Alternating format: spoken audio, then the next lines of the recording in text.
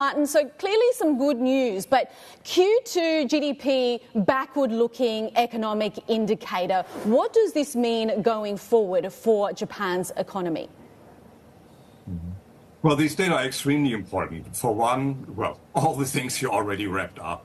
This is so true. There is basically on every level an improvement. It is a strong rebound from a very weak first quarter, which is very important. The second one, and this is the main one, is that, well, we had these wage hikes. It was not entirely clear how far they're spreading into the economy. These are usually, well, the big companies that are doing well, and the question is, can the smaller companies are following up where most people are being employed? This is the case. And they are using their bonuses for spending, which was also not entirely clear when you're coming out of a long period of negative real wage growth. So people are using that. They are well optimistic that things are improving.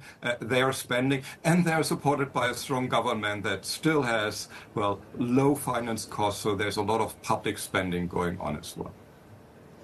So what do you think this means in terms of the BOJ's path going forward, bearing in mind the market volatility we saw last week and bearing in mind that there is this leadership election coming up in September?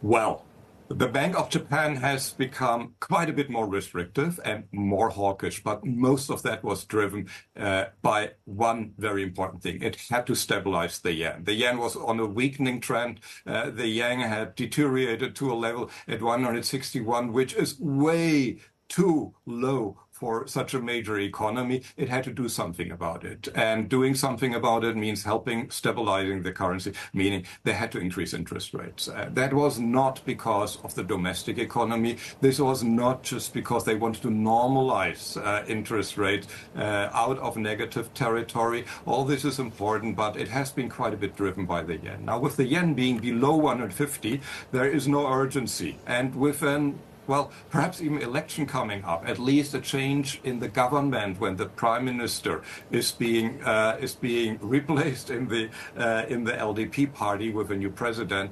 I don't see that the Bank of Japan is doing any significant steps anytime soon. Most likely not even during its October meeting.